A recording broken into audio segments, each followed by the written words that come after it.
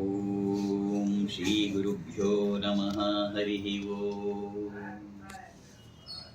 ಕುತೂಹಲದಂತಹ ಪ್ರಶ್ನೆ ಅಂದರೆ ಸಾಮಾನ್ಯವಾಗಿ ಎಲ್ರಿಗೂ ಅನೇಕರು ಹೇಳ್ತಕ್ಕಂಥದ್ದು.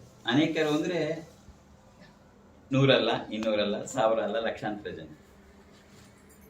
ಅಪ್ಪಾಜಿ, ನಿಮ್ಮ ಆಶೀರ್ವಾದ ತಗೊಂಡ್ಮೇಲೆ ಹಾಗಾಯಿತು, ಹೀಗಾಯಿತು, ನಿಮ್ಮ ಗ್ರೂಪಿಗೆ ಸೇರಿದ ಮೇಲೆ ನನ್ನಲ್ಲಿ ಇಷ್ಟು ಬದಲಾವಣೆಗಳಾಯಿತು, ಇಷ್ಟು ಚೇಂಜಸ್ ಆಯಿತು. ಇನ್ನು ವಯಸ್ಸಾದವರು, ಅಪ್ಪಾಜಿ ನಾನು 25-30 ವರ್ಷದಿಂದ ಲಲಿತಾ ಸಹಸ್ರನಾಮ ಪಾರಾಯಣ ಮಾಡ್ತಾ ಇದ್ದೆ, ಆದರೆ ನಿಮ್ಮ ಗ್ರೂಪಿಗೆ ಸೇರಿ ಭಾವಾರ್ಥ ಎಲ್ಲ ಕೇಳಕ್ಕೆ ಶುರು ಮಾಡಿದ್ಮೇಲೆ ನಮ್ಮ ಜೀವನದಲ್ಲಿ ಇಷ್ಟೆಲ್ಲ ಆಗ್ತಾ ಇದೆ, ಹೀಗೆಲ್ಲ ಇಷ್ಟೆಲ್ಲ ಬದಲಾವಣೆಗಳಾಗ್ತಿದೆ ಅಂತ. ಅದು ಸತ್ಯವೋ ಹೌದು. ಇದಕ್ಕೆ ಯಾವ analysis? Divine aspect is separate, ಅದು ಇದ್ದೇ ಇರುತ್ತೆ. Everything is divine, let us not mix everything to the divine. ಅದಿದ್ದೇ ಇರುತ್ತೆ, ಅದಿಲ್ಲ ಅಂತಲ್ಲ. Other then what is the logical base ಅನ್ನೋದನ್ನು ಕೂಡ ನೋಡಬೇಕು. That is also very important. ವಾಸ್ತವವಾಗಿ ನಮ್ಮೆಲ್ಲರಲ್ಲೂ ಇದೆ, ಆದರೆ ನಮಗದರ ಪರಿಚಯವೇ ಇಲ್ಲ. ಅದು ಯಾವುದಪ್ಪ ಅಂದರೆ ಕಾನ್ಷಿಯಸ್, ಪ್ರಜ್ಞಾಸ್ಥಿತಿ ಅಂತಕ್ಕಂಥದ್ದು. ನಮಗೆ ಪ್ರಜ್ಞಾಸ್ಥಿತಿ ಇದೆ ಹಾಗಂದ್ರೆ ಏನು ಅಂತಕ್ಕಂಥದ್ದೇ 100ಕ್ಕೆ ಜನಕ್ಕೆ ಗೊತ್ತೇ ಇಲ್ಲ. We are doing everything consciously without conscious. ಅದು ಹಾಗೆ ಪ್ರಜ್ಞಾಪೂರ್ವಕವಾಗಿ ನಾವು ಅನೇಕ ಕೆಲಸಗಳನ್ನು ಪ್ರಜ್ಞಾಪೂರ್ವಕವಾಗಿ ಮಾಡಲ್ಲ, ಆದರೆ ಪ್ರಜ್ಞೆ ನಮ್ಮಲ್ಲಿದೆ. ಈ ಪ್ರಜ್ಞೆ ಅಥವಾ ಕಾನ್ಷಿಯಸ್ ಮನುಷ್ಯನ ಜೀವನದಲ್ಲಿ ಅಲ್ಲ, ಜಗತ್ತಿನ ಪೂರ್ಣವಾದಂತಹ ಎಲ್ಲ ನಡೀತಕ್ಕಂಥದ್ರಲ್ಲಿ it plays a very very vital role. ತುಂಬ ಮಹತ್ತರವಾದಂಥ ಪಾತ್ರವನ್ನು ಅದು ವಹಿಸುತ್ತೆ. ಇವತ್ತು ಅದರ ಡಿಸ್ಕ್ರಿಪ್ಷನ್ಸ್ಗೆ ಹೋಗಲ್ಲ. ವಾಟ್ ಈಸ್ ಕಾನ್ಷಿಯಸ್ ಆ್ಯಂಡ್ ಅದು ಇಟ್ ಹ್ಯಾಸ್ ಇಟ್ಸ್ ಓನ್, ತುಂಬ ಎಲಾಬ್ರೇಟಾಗಿ ಹೋಗಬೇಕಾಗತ್ತೆ. But I want to touch ಒಂದು ಆಸ್ಪೆಕ್ಟನ್ನು ಹೇಳೋಕ್ಕೆ ಇಷ್ಟಪಡ್ತೀನಿ. ಪ್ರತಿಯೊಬ್ಬರಿಗೂ ಕೂಡ 2 ಕಾನ್ಷಿಯಸ್ ಅಂತೂ ಇದ್ದೇ ಇರುತ್ತೆ. ಒಂದು ಒಳಗಡೆ ಇರುವ ಸಬ್ ಕಾನ್ಷಿಯಸ್ ಅಂತ ಒಂದಿರುತ್ತೆ, ಇನ್ನೊಂದು ಹೊರಗಡೆಯ ನಮ್ಮ ಓಡಾಟದ ಲೋಕ ಆದಂತಹ ಔಟರ್ ಕಾನ್ಷಿಯಸ್ ಅಂತ ಇರುತ್ತೆ. ಇನ್ನು ಸೂಪರ್ ಕಾನ್ಷಿಯಸ್ ಬಗ್ಗೆ ನಾನೀಗ ಹೇಳಲ್ಲ. ಪ್ರತಿಯೊಬ್ಬರು ಕೂಡ ನಾವು 2 ಕಾನ್ಷಿಯಸ್ಸಲ್ಲಿ ಕೆಲಸ ಮಾಡ್ತಾ ಇರ್ತೀವಿ. ಒಂದು ಒಳಗಡೆ ಇರ್ತಕ್ಕಂಥ ಸಬ್ ಕಾನ್ಷಿಯಸ್, ಇನ್ನೊಂದು ಹೊರಗಡೆ ಇರ್ತಕ್ಕಂಥ ಔಟರ್ ಕಾನ್ಷಿಯಸ್. ಅಂತಃಪ್ರಜ್ಞೆ ಮತ್ತು ಬಾಹ್ಯ ಪ್ರಜ್ಞೆ ಅಂತ 2 ಇರುತ್ತೆ. ನಮ್ಮ ಜೀವನದಲ್ಲಿ ನಾವು ಏನೆಲ್ಲ ಹೊರಗಡೆ ಈಗ ಮಾಡ್ತಿದ್ದೀವೋ ಎಲ್ಲವೂ ಕೂಡ ಔಟರ್ ಕಾನ್ಷಿಯಸ್, ಬಾಹ್ಯ ಪ್ರಜ್ಞೆಲೇ ನಡೀತಾ ಇರುತ್ತೆ. ಆದರೆ ನಮ್ಮ ಜೀವನದಲ್ಲಿ ಏನೇನು ನಡಿಬೇಕು, ಏನೇನು ನಡೆಯುತ್ತೆ ಅದು ನಮ್ಮ ಔಟರ್ ಕಾನ್ಷಿಯಸ್ ಹೇಳ್ದಾಗ ಕೇಳಲ್ಲ. ಸಬ್ ಕಾನ್ಷಿಯಸ್ಸಲ್ಲಿ ಏನಿರುತ್ತೆ ಅದೇ ನಡೆಯುತ್ತೆ. ಅದರಿಂದ ನಮ್ಮ ಜೀವನದ ಪ್ರಮುಖವಾದಂಥ ಭಾಗ ಯಾವುದಪ್ಪ ಅಂದರೆ ಸಬ್ ಕಾನ್ಷಿಯಸ್. ಅದರಿಂದನೇ ನಾವು ಇಷ್ಟು ವರ್ಷ ಎಲ್ಲ ಪೂಜೆ ಮಾಡ್ತಿದ್ವಿ, ಪುನಸ್ಕಾರ ಮಾಡ್ತಿದ್ವಿ, ಏನೂ ಆಗಲ್ಲ. ನಾವು ಇಷ್ಟೆಲ್ಲ ಮಾಡ್ತಿದ್ವಿ, ಏನೂ ಆಗಿಲ್ಲ. ಯಾಕೆ ಏನೂ ಆಗಲ್ಲ ಅಂದರೆ ಔಟರ್ ಕಾನ್ಷಿಯಸ್ಸಲ್ಲಿ ನಾವು ಎಷ್ಟೇ ಏನೇ ಮಾಡಿದ್ರು ಕೂಡವ ಅದರಿಂದ ಯಾವ ಪ್ರಯೋಜನವೂ ಆಗಲ್ಲ. ಅದು ಸಬ್ ಕಾನ್ಷಿಯಸ್ಸಲ್ಲಿ ಏನಿದೆ ಅದೇ ಎಲ್ಲರ ಜೀವನದಲ್ಲಿ ಕೂಡ ನಡೀತಕ್ಕಂಥದ್ದು.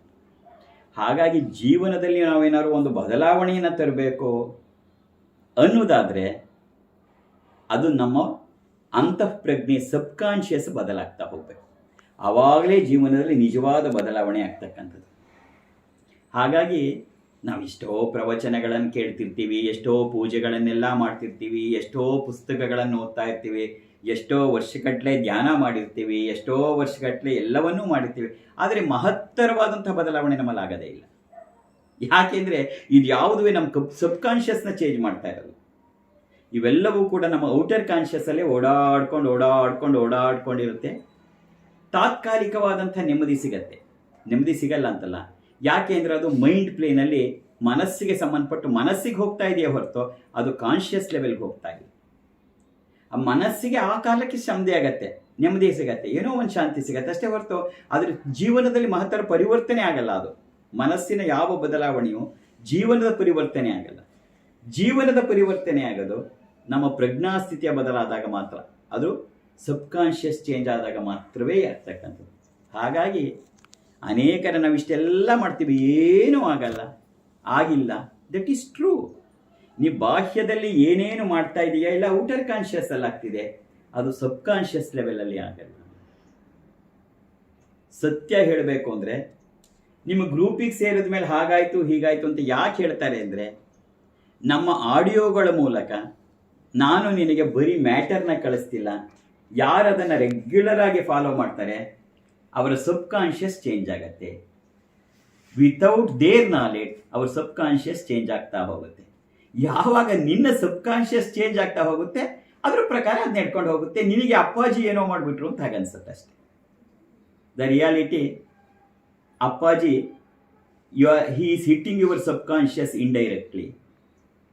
ಅದಕ್ಕೆ ನಮ್ಮಲ್ಲಿ ವೇದಾಂತದಲ್ಲಿ 3 ಸ್ಟೆಪ್ಸ್ನ ಹೇಳ್ತಾರೆ, ಶ್ರವಣ, ಮನನ, ನಿಧಿಧ್ಯಾಸ ಅಂತ. ಮೊದಲು ಕೇಳಬೇಕು, ಕೇಳಿದ ಮೇಲೆ ಮನನ ಮಾಡಬೇಕು, ಮನನ ಮಾಡಿದ ಮೇಲೆ ಕಂಟೆಂಪ್ಲೇಷನ್ ಮನನ, ಅದಾದಮೇಲೆ ನಿಧಿಧ್ಯಾಸ. ಇದು 3 ಸ್ಟೆಪ್ಸಲ್ಲಿ ನಮ್ಮಲ್ಲೇ ಇದೆ. ಅದರಲ್ಲೂ ಉಪನಿಷತ್ ಪರಂಪರೆಯಲ್ಲಿ ಹೇಳ್ಕೊಂಬರೋದೇ ಈ 3 ಸಾಧನಗಳನ್ನು, ಶ್ರವಣ, ಮನನ, ನಿಧಿಧ್ಯಾಸ. ಕೇಳುವುದು ಬಹಳ ಇಂಪಾರ್ಟೆಂಟ್, ಓದುವುದಲ್ಲ. ಅಲ್ಲಿ ಅವರು ಅಧ್ಯಯನ, ಮನನ, ನಿಧಿಧ್ಯಾಸ ಅಂತ ಹೇಳಿಲ್ಲ, ಹೇಳಿದ್ದು ಶ್ರವಣ, ಮನನ, ನಿಧಿಧ್ಯಾಸ. ಓದುವುದರಿಂದ ನಿನಗೆ ಬೌದ್ಧಿಕವಾಗಿ ಬೆಳವಣಿಗೆ ಸಿಗತ್ತೆ, ಆದರೆ ನಿಮ್ಮ ಸಬ್ಕಾನ್ಷಿಯಸ್ ಬದಲಾಗಲ್ಲ. ಸಬ್ಕಾನ್ಷಿಯಸ್ ನಿನಗೆ ಬದಲಾಗಬೇಕಾದ್ರೆ ಕೇಳುವುದರಿಂದಲೇ ಆಗೋದು. ಇನ್ನೊಂದೇನು ಅಂದರೆ, ಇದು ಇಷ್ಟೆಲ್ಲ ಕೇಳಿದ ಮೇಲೆ ಹಾಗಾದ್ರೆ ನಾನು ಸಬ್ಕಾನ್ಷಿಯಸ್ನ ನಾನು ನಾಳೆನೇ ಬದಲಾಯಿಸ್ಕೊಂಡ್ಬಿಡ್ತೀನಿ ಅಂತ ನಾನು ಪ್ರಯತ್ನ ಪಟ್ಟರೆ ದೇವರಾಣೆ ಆಗಲ್ಲ. ಯಾಕೆ ಅಂದರೆ ನಮ್ಮ ಎಲ್ಲ ಕಾರ್ಯಕ್ಕೂ ನಮಗೆ ಇರ್ತಕ್ಕಂಥದ್ದು ಒಂದೇ ಒಂದು ಇನ್ಸ್ಟ್ರೂಮೆಂಟು, ನಮ್ಮ ಮನಸ್ಸು. ನಿನ್ನ ಸಬ್ಕಾನ್ಷಿಯಸ್ ಆರೋ ಮಾಡ್ಕೋ, ಔಟರ್ ಕಾನ್ಷಿಯಸ್ ಆರೋ ಮಾಡ್ಕೋ, ಎಲ್ಲದೂ ಆಪ್ರೇಟ್ ಆಗ್ತಾ ಇರೋದು ಮನಸ್ಸಿನ ಮೂಲಕ. ಈ ಮನಸ್ಸು ಹೇಗಿದೆ ಅಂತಂದರೆ, if you insist more it desist more ಅಂತ ಹೇಳ್ತಾರೆ. ನಾನಿವತ್ತು ನಿದ್ದೆ ಮಾಡೇ ಮಾಡ್ತೀನಿ ಅಂತ ಮಲಿಕೋ, ದೇವರಾಣೆ ನಿದ್ದೆ ಬರಲ್ಲ. ಸುಮ್ಮನೆ ಮಲಿಕೋ, ನಿದ್ದೆ ಬರುತ್ತೆ. ನಾನು ಬದಲಾಗೇ ಆಗ್ತೀನಿ, ಇನ್ನು ದೇವರಾಣೆ ಬದಲಾಗಲ್ಲ. ಅದರಿಂದವ ಸಬ್ಕಾನ್ಷಿಯಸ್ ಬದಲಾಗಬೇಕಾದ್ರೆ ಶ್ರವಣದಿಂದ, ಕೇಳುವುದರಿಂದ ಆಗತ್ತೆ. ಹೌದಾ? ಹಾಗಾದರೆ ನಾವು ಎಷ್ಟೋ ವರ್ಷದಿಂದ ಕೇಳಿದ್ದೀವಿ, ಆಗ್ತಾ ಇರಲಿಲ್ಲ, ಮತ್ತು ಈಗ ಹೇಗಾಯಿತು ಅಂತಂದರೆ, ಬರೀ ಕೇಳುವ ವರ್ಡ್ಸಿಂದ ಸಬ್ಕಾನ್ಷಿಯಸ್ ಬದಲಾಗಲ್ಲ. ನಿಜವಾಗಿ ಸಬ್ಕಾನ್ಷಿಯಸ್ ಬದಲಾಗದೆ ಯಾವಾಗ ಅಂತ ಹೇಳಿದ್ರೆ, ಅದೊಂದು ಶಕ್ತಿ, ಆಧ್ಯಾತ್ಮಿಕವಾದಂಥ ಶಕ್ತಿ ನಿನಗೆ ಟಚ್ ಆದಾಗ ಸಬ್ಕಾನ್ಷಿಯಸ್ ಬದಲಾಗತ್ತೆ. ಅದರಿಂದ ನಾವು ಎಷ್ಟೋ ಪ್ರವಚನಗಳನ್ನು ಕೇಳ್ತಾ ಇರ್ಬೋದು, ಎಷ್ಟೋ ಸಂಸ್ಥೆಗಳಲ್ಲಿ ಓಡಾಡಿರಬಹುದು, ಪ್ರತಿದಿನ ಪ್ರತಿ ವಾರನೂ ಕೇಳ್ತಾ ಇರಬಹುದು ಪ್ರವಚನ, ಅದರಿಂದ ಆಗಲ್ಲ. ಅವೆಲ್ಲ ಕೇಳೋದ್ರಿಂದ ಬೌದ್ಧಿಕವಾಗಿ ಬೆಳವಣಿಗೆ ಆಗ್ತಾ ಇರುತ್ತೆ. ಸಬ್ಕಾನ್ಷಿಯಸ್ ಚೇಂಜ್ ಆಗಬೇಕಾದ್ರೆ ಅದು ಆ ವರ್ಡ್ಸ್ ಏನು ಹೇಳ್ತಾರೆ ಮುಖ್ಯ ಅಲ್ಲ, ಅದು ಶಕ್ತಿ ತುಂಬಿರಬೇಕು. ಅದನ್ನೇ ನಿಜವಾದ ಸ್ಪಿರಿಚುಯಾಲಿಟಿ ಅಂತ ಕರೆಯೋದು. ಇದಿಷ್ಟೆಲ್ಲ ಹೇಳೋ ಬದಲು ಒಂದು ಉದಾಹರಣೆ ಹೇಳಿದ್ರೆ ಅರ್ಥಾಗತ್ತೆ. ಸ್ವಾಮಿ ವಿವೇಕಾನಂದರು ಚಿಕಾಗೋಗೆ ಹೋದರು ವಿಶ್ವಧರ್ಮ ಸಮ್ಮೇಳನದಲ್ಲಿ. ಮೊದಲನೆಯ ದಿನ ಕೊನೆಯ ಭಾಷಣಕಾರರು ಸ್ವಾಮಿ ವಿವೇಕಾನಂದ. ಯಾಕೆಂದರೆ ಹಿ ವಾಸ್ ಸರ್, ಏನೂ ಅಲ್ಲ ಅವರು, ಏನೇನೂ ಅಲ್ಲದವರವರು. ಯಾಕೆಂದರೆ ಹಿಂದೂ ದಿನ ಯಾವುದೋ ಕಲ್ಲು ಬೆಂಚ್ ಮೇಲೆ ಮಲಗಿದ್ದವರವರು. ಕೊನೆಯಲ್ಲಿ ಅನೌನ್ಸ್ ಮಾಡಿದ್ರು, ನಾವು Swami Vivekananda from India the Hindu monk ಅಂತ. ಬಂದು ನಿಂತರು ಸ್ವಾಮಿ ವಿವೇಕಾನಂದರು ಹೇಳಿದ್ರು, my dear brothers and sisters of America. ಇಷ್ಟೇ ಹೇಳಿದವರು. ಹೇಳಿದ ತಕ್ಷಣ ಅಲ್ಲಿ ಕೂತಿದ್ದಂತಹ 3,500 ಜನ ಒಟ್ಟಿಗೆ ಎದ್ದು 2 ನಿಮಿಷಗಳ ಕಾಲ ಚಪ್ಪಾಳೆ ತಟ್ತಾರೆ. ಯಾಕೆ ಅಂತಂದರೆ, ಅವರು my dear brothers and sisters of America ಅಂದ್ಬಿಟ್ರು, ಮಿಕ್ತವರೆಲ್ಲ ಲೇಡೀಸ್ ಆ್ಯಂಡ್ ಜೆಂಟ್ಲ್ಮನ್ ಅಂತಿದ್ರು ಅಂತ. ಅಲ್ಲ, that is not true. If you go through the complete works of Swami Vivekananda ಸಮಗ್ರ ಕೃತಿ ಅಂತಿದೆ, ವಿವೇಕಾನಂದರ ಸಮಗ್ರ ಕೃತಿ, ಅದರಲ್ಲಿ ನಿಂಗೆ ಗೊತ್ತಾಗತ್ತೆ, my dear brothers and sisters of America ಅಂತ ಅವತ್ತು ಹೇಳಿದವರು ಇವರು ಮೊದಲಿಗರಲ್ಲ. He is the 3rd person. ಇವ್ರಿಗಿಂತ ಮುಂಚೆ ಇಬ್ಬರು ಆ ಮಾತನ್ನೆಲ್ಲ ಹೇಳಿದ್ರು. ಹಾಗಾದರೆ ಇದ್ದಕ್ಕಿದ್ದ ಹಾಗೆ ಅಷ್ಟು ಜನ ಒಟ್ಟಿಗೆ ನಿಂತು ಚಪ್ಪಾಳೆ ತಟ್ಟಲಿಕ್ಕೆ ಕಾರಣ ಏನು? ಅದು ಆ ವರ್ಡ್ಸ್ಗಲ್ಲ. ಸ್ವಾಮಿ ವಿವೇಕಾನಂದರು ನಿಂತು ಮೈ dear brothers and sisters of America ಅಂತ ಹೇಳಿದಾಗ ಆ ವಾಣಿಯ ಜೊತೆ ಬಂದಂತಹ ಆಧ್ಯಾತ್ಮಿಕದ ತರಂಗ, ಅದು 3,000 ಜನರನ್ನು ಎಪ್ಪಿಸಿ ಚಪ್ಪಾಳೆ ತಟ್ಟಿಸಿದ್ರು. Spirituality is that is power. The words, ಆ ಸೌಂಡ್ ಬಂದಾಗ ಅದರ ಒಳಗಡೆ ಜೊತೆ ಬಂದಂತಲ್ಲ ಆಧ್ಯಾತ್ಮಿಕ ಶಕ್ತಿ. ಹಾಗಾಗಿ ಆ ಶಕ್ತಿಯ ಪ್ರವಾಹದಲ್ಲಿ ನಮ್ಮ ಸಬ್ಕಾನ್ಷಿಯಸ್ ಬದಲಾಗೋಕ್ಕೆ ಸಾಧ್ಯವೇ ಹೊರತು ನಾ ಕೇಳಿದ್ದೆಲ್ಲದಕ್ಕೂ ಸಬ್ಕಾನ್ಷಿಯಸ್ ಬದಲಾಗಲ್ಲ. ಅದಕ್ಕೆ ನಮ್ಮ ಆಡಿಯೋಗಳಲ್ಲಿ ನಾನು ಹೇಳ್ತೀನಿ, ನಾನು ಇಷ್ಟೆಲ್ಲ ಆದರೂ ಕೂಡ ಯೂಟ್ಯೂಬ್ ಇಷ್ಟೆಲ್ಲ ಇದ್ರೂ it is reaching almost 1 crore views shortly. ಅಷ್ಟಾದರೂ ನಾವು ಗ್ರೂಪ್ಗಳನ್ನು ಯಾತಕ್ಕೆ ಮೇಂಟೈನ್ ಮಾಡ್ತಾ ಇರೋದು ಅಂದರೆ, ಯೂಟ್ಯೂಬ್ಗಳಲ್ಲಿ ಅದನ್ನು ಚೇಂಜ್ ಇನ್ ಕಾನ್ಷಿಯಸ್ನ ಬದಲಾಯಿಸೋಕ್ಕಾಗಲ್ಲ. It is only through these groups. ಯಾತಕ್ಕೆ ಅಂತ ಹೇಳಿದ್ರೆ through these I can feed that energy and send you to the group. ನಾನು ಗ್ರೂಪಲ್ಲಿ ಅದಕ್ಕೆ ಅನೇಕ ಕಡೆ ಹೇಳ್ತಾ ಇರ್ತೀನಿ, ಇನ್ನಿದನ್ನು ಫಾರ್ವರ್ಡ್ ಮಾಡಬಾರ್ದು, ಶೇರ್ ಮಾಡಬಾರ್ದು ಅಂತೆಲ್ಲ. ಏನು, it is not A great matter ಅಲ್ಲ ಅಲ್ಲಿ ಮುಖ್ಯ, ದ ಎನರ್ಜಿ ದಟ್ ಈಸ್ ಪುಟ್ ಇನ್. ನೀನು ಅವಾಗ ಏನಾಗತ್ತೆ ಅಂತ ಹೇಳಿದ್ರೆ, ಆ ಕಲೆ ಗೊತ್ತಿದ್ರೆ, ಆ ದೈವಿಕ ಶಕ್ತಿಯನ್ನು ತುಂಬುವ ಕಲೆ ಗೊತ್ತಿದ್ರೆ, ಅವನು ಏನು ಹೇಳ್ತಾನೆ ಅನ್ನೋದು ಮುಖ್ಯ ಅಲ್ಲ, ವಿಚಾರನೂ ಮುಖ್ಯ ಅಲ್ಲ. ಅದರ ಒಳಗಡೆ ತುಂಬಿರ್ತಕ್ಕಂಥ ದೈವಿಕ ಶಕ್ತಿ, ಆಧ್ಯಾತ್ಮಿಕ ಶಕ್ತಿ ಆ ಸಬ್ ಕಾನ್ಷಿಯಸ್ನ ಬದಲು ಮಾಡ್ತಾ ಹೋಗ್ಬಿಡುತ್ತೆ. ಹಾಗಾಗಿ ಯಾರು ಅದನ್ನ ರೆಗ್ಯುಲರ್ ಆಗಿ ಕೇಳ್ತಾ ಇರ್ತಾರೆ, ಅವ್ರು ಕೆಲವರು ಪೂಜೆ ಮಾಡ್ತಾರೆ, ಕೆಲವರು ಪೂಜೆ ಮಾಡಲ್ಲ, ಕೆಲವರು ಮಂತ್ರ ಹೇಳ್ತಾರೆ, ಕೆಲವರು ಮಂತ್ರ ಹೇಳಲ್ಲ. It is all together immaterial whether you do it or. But if you hear at least, regular ಆಗಿ ಕೇಳೋರು ತುಂಬಾ ಜನ ಇದ್ದಾರೆ, ಲಕ್ಷಾಂತರ ಜನ. ಅದು ಕೇಳ್ತಾನೆ ತಮ್ಮ ಸಬ್ ಕಾನ್ಷಿಯಸ್ ಬದಲಾಗ್ತಾ ಹೋಗ್ಬಿಡುತ್ತೆ. ಯಾವಾಗ ಸಬ್ ಕಾನ್ಷಿಯಸ್ ಬದಲಾಗ್ತಾ ಹೋಗುತ್ತೆ, ಅವ್ರ ಜೀವನದಲ್ಲಿ ಮಹತ್ತರವಾದ ಬದಲಾವಣೆಗಳಾಗ್ತಾ ಹೋಗುತ್ತೆ. ಅದನ್ನು ಅಪ್ಪಾಜಿ ಮಾಡ್ತಿದ್ದಾರೆ ಅಂತ ಅವರು ಅನ್ಕೋತಾರೆ.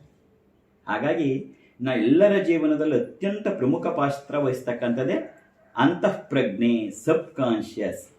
ಇದು ಬದಲಾಗದ ಹೊರತು ನೀನು ಏನೇ ಬಾಹ್ಯದಲ್ಲಿ ಮಾಡಿದ್ರೂ ಕೂಡ, ನಾನು ಇಷ್ಟೆಲ್ಲ ಪೂಜೆ ಮಾಡಿದೆ, ಇಷ್ಟು ವರ್ಷಗಳ ಕಾಲ ಎಲ್ಲ ಮಾಡ್ಕೊಂಬಂದೆ, ಏನೂ ಆಗಲಿಲ್ಲ, ಆಗೋದೂ ಇಲ್ಲ. ಇಟ್ ಈಸ್ ಆಲ್ ಹೊರಗಡೆ ಸುತ್ತುತ್ತಾ ಇರೋದಷ್ಟೇ.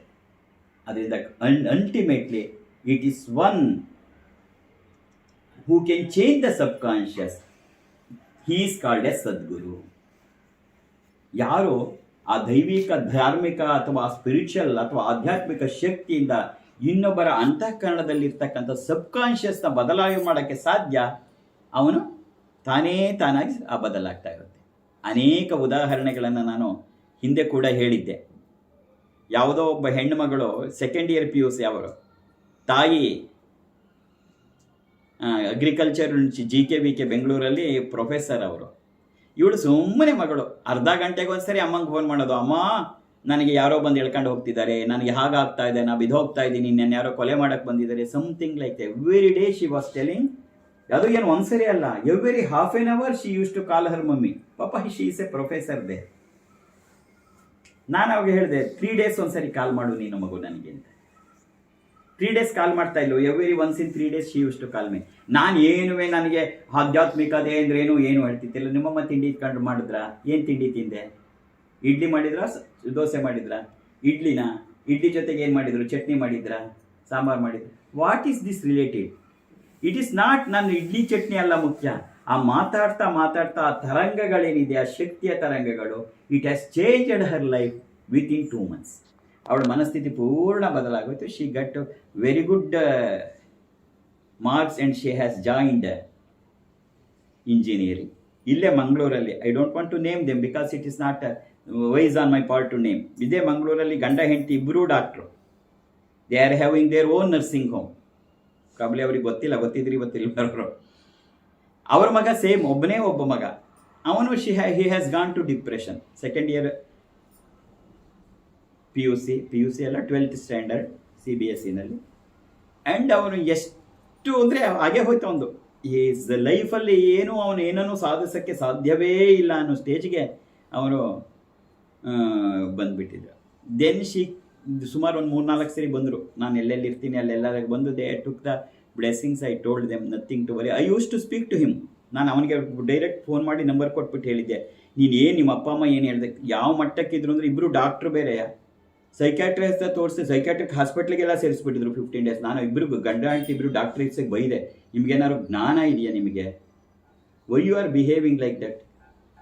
ನೀವು ನಿಮ್ಮ ಮಗನ ಹಾಳು ಮಾಡೋಕ್ಕಿದ್ದೀರಾ ಅಥವಾ ಒಳ್ಳೆ ಉದ್ಧಾರ ಮಾಡೋಕ್ಕಿದ್ದೀರಾ? You are behaving such a nonsense way. ಇದೆಲ್ಲವ ನೀವು ಅಂದ್ಕೊಂಡಿದ್ದಲ್ಲ. You doctors can treat the brain, not the thoughts ಅಂತ ಹೇಳಿದೆ ಅವರಿಗೆ. You doctors can treat the brain, not the thoughts. ಥಾಟ್ಸ್ನ ನೀವು ಸ್ಟ್ರೀಮ್ ಲೈನ್ ಮಾಡೋಕ್ಕೆ ನಿನಗೆ ಗೊತ್ತಿಲ್ಲ. ಬ್ರೈನ್ ಏನಾಗಿದೆ ಅಂತ ನೋಡ್ಬಹುದತ್ತೆ. ಅಲ್ಲಿ ಬ್ರೈನಿನ ಪ್ರಾಬ್ಲಮ್ ಅಲ್ಲ ಇರೋದು, ಅದು ಇರೋದು ಪ್ರಾಬ್ಲಮ್ ಥಾಟ್ ಲೈನ್ಸ್ ಪ್ರಾಬ್ಲಮ್ಸ್ ಇರೋದು. No psychiatrist can do that because they are not having that spiritual power with them. ಇದು ನೀನು ಯಾವ ಇನ್ಸ್ಟ್ರೂಮೆಂಟಿಂದ, ಯಾವ ರೇಡಿಯೇಷನ್ಸಿಂದ ಮಾಡೋಕ್ಕಾಗಲ್ಲ. You can change something in your brain, not your thoughts. ಅವ್ರಿಗೆ ಚೆನ್ನಾಗಿ ಬೈದೆ. Then they kept quiet. Nana used to speak to him. You may not believe, he has got a government seat in medical college at Mangalore itself. Srinivasa medical college ಅಂತ ಮೊನ್ನೆ ಏನೋ ಹೇಳಿದ್ರು. I think it is 25 kilometres above distance ಇದೆ ಹಾಗೆ ಅಂತ ಹೇಳಿದ್ರು. This is all possible if you can able to change the subconscious of an individual. This subconscious change itself is called thus the spiritual. ಆ spirituality ಅನ್ನೋದು ಒಂದು power ಅದಷ್ಟೇ. ನೀನು ಎಷ್ಟು ಓದಿದೆ, ಎಷ್ಟು ತಿಳ್ಕೊಂಡೆ, ಏನು ಮಾತಾಡಿದೆ ಮುಖ್ಯ ಅಲ್ವೇ ಅಲ್ಲ. ಏನೇ ಮಗಳೇ ಚೆನ್ನಾಗಿದೆಯಾ, ಎನರ್ಜಿ ಪಾಸಸ್. ಅದನ್ನೇ ನಿಜವಾದ ಬ್ಲೆಸ್ಸಿಂಗ್ಸ್ ಅಂದ್ರೆ ಏನು ಅಂದರೆ passing of divine power or the spiritual from one person to another is the real blessings. ಸುಮ್ಮನೆ ಒಳ್ಳೇದಾಗಲಿ, ಹಾಗಾಗಲಿ, ಹೀಗಾಗಲಿ ಅಂತಲ್ಲ. It is just passing of. ನಿನ್ನ ಹತ್ರ ಇರಬೇಕು, ನಿನ್ನ ಹತ್ರ ಇದ್ರೆ ನೀವು ಪಾಸ್ ಮಾಡೋಕ್ಕೆ ಸಾಧ್ಯ. ನಿನ್ನ ಹತ್ರನೇ ಇಲ್ಲದೇ ಇದ್ರೆ ಎಲ್ಲಿದೆ? You have to acquire and gain and you should know how to pass it. ಇದು ಗುರು ಪರಂಪರೆಯಲ್ಲಿ ಬರ್ತಕ್ಕಂಥದ್ದು, ಅದು ಗುರುಮುಖೇನನೇ ಬರ್ತಕ್ಕಂಥದ್ದು. It's a very rare occasions. ನಾನು ಇಷ್ಟೆಲ್ಲ ಯಾಕೆ ಹೇಳ್ತಿದ್ದೀನಿ ಅಂದರೆ, ಇದೇ ಥರ ಸಾಯಿಬಾಬಾ ಫೋಟೋ ಹಾಕಿದ್ರೆ what he was doing the same thing. If you see any miracles from Sai Satcharitra and et cetera, it is the divine power, that spiritual power that was doing everything. That is possible only by that spiritual powers. ಹಾಗಾಗಿ ಅದು ಒಂದು ಆಧ್ಯಾತ್ಮಿಕತೆ ಅಂತಕ್ಕಂಥ ಒಂದು ಶಕ್ತಿಯೇ ಹೊರತು ಅದು ನಿನ್ನ ಬೌದ್ಧಿಕ ಬೆಳವಣಿಗೆ ಅಲ್ಲ. ನೀನು ಎಷ್ಟು ಓದೆ, ನೀನು ಎಷ್ಟು ಪುಸ್ತಕಗಳನ್ನು ಪಠಣ ಮಾಡಿದೆ, ಎಷ್ಟು ಕೇಳಿದೆ ಅಲ್ಲ. Nothing to do with that. ಹಾಗಾಗಿ ನಮ್ಮ ನಿಜವಾದಂತಹ ಆಧ್ಯಾತ್ಮಿಕತೆ ಇರ್ತಕ್ಕಂಥದ್ದು ಆ ಶಕ್ತಿಯನ್ನು ಪಡ್ಕೊಳ್ತಕ್ಕಂಥದ್ದು. ಆಧ್ಯಾತ್ಮಿಕತೆ ಅನ್ನೋದು ನಿಜವಾಗಿ it's a power. What is knowledge? ಓದುದೆಲ್ಲ ನಾಲೆಡ್ಜ್ ಅಲ್ಲ. ಓದಿ ನೀನೇನು ತಿಳ್ಕೊತಿ, ಇಟ್ಸ್ ಎನ್ ಇನ್ಫಾರ್ಮೇಷನ್. ನಾನು ಅನೇಕರಿಗೆ ಕೇಳ್ತಾ ಇರ್ತೀನಿ, ನೀನು ಓದಿ ಏನು ಮಾಡೋಕ್ಕೆ ಸಾಧ್ಯ? ಇವತ್ತು ಪ್ರಪಂಚದಲ್ಲಿ ಅತ್ಯಂತ ಬುದ್ಧಿವಂತ ಯಾರು ಅಂತಂದರೆ Google. It will answer you anything. ಕಳ್ತನ ಹೇಗೆ ಮಾಡಬೇಕು ಅಂತ ಕೇಳು, ಟಕ ಟಕ ಟಕ 10 ಐಟಮ್ ಬಂದ್ಬಿಡುತ್ತೆ. ನೀನೇನು ಕೇಳ್ತೀಯ ಎಲ್ಲ ಹೇಳುತ್ತೆ. ನೀನು ಅದಕ್ಕಿಂತ ಬುದ್ಧಿವಂತ ಆಗಕ್ಕಾಗತ್ತಾ? ಈಗ ಪ್ರಪಂಚಕ್ಕೆ ಅದೆಲ್ಲ ಬೇಕಾಗಿರೋದು. ನೀನು ಮೆಮೊರಿ ಟೆಸ್ಟ್ ಮಾಡ್ತಾ ಇಲ್ಲ ಇಲ್ಲಿ, how much information you have collected ಅಂತ. How far you call creative ಅನ್ನೋದು ಅಷ್ಟೇ ಇವತ್ತು ಪ್ರಶ್ನೆ ಆಗ್ತಾ ಇರ್ತಕ್ಕಂಥದ್ದು. That creativity comes only if you could a change within yourself. That is possible only with the true spirituality. The true spirituality is nothing, it is the knowledge. The knowledge is power, power is the knowledge. Knowledge is power and power is the knowledge. ಹಾಗಾಗಿ ಎಲ್ಲಿಯವರೆಗೆ ನಮ್ಮ ಸಬ್ conscious ಬದಲಾಗಲ್ಲ, ನೀನೇನೇ outer ಕಾನ್ಷಿಯಸಲ್ಲಿ ಎಷ್ಟೇ ತಿರುಗ್ಬೋದು, ಏನೇನೇ ಮಾಡಬಹುದು, ತಿಪ್ಪರ್ಲಾಗ ಹೊಡಿಬೋದು, ಏನೂ ಬದಲಾಗಲ್ಲ. But once your subconscious changes, everything around you goes on changing. ಅದಕ್ಕೆ ಏನಾದ್ರು ಯಾರಿಗೋ ಒಂದು ಒಳ್ಳೇದಾದರೆ ಒಳ್ಳೇದಾಗಲ್ಲ, ಅಲ್ಲಿಗೆ ನಿಂತ್ಕೊಳ್ಳಲ್ಲ. Because it has changed. Everything changes around you. That is how the spirituality helps. That is very important. ಹಾಗಾಗಿ ಇವತ್ತು ಅನ್ನಿಸ್ತು ನನಗೆ ನಿಂಗೆ ಹೇಳಬೇಕು. ಇಟ್ ಈಸ್ ಸುಮ್ಮನೆ miracles, divine, okay, I don't deny on any of those things. But the reality is, if you could able to change your subconscious, then everything is possible. And the changing of subconscious is a very difficult task.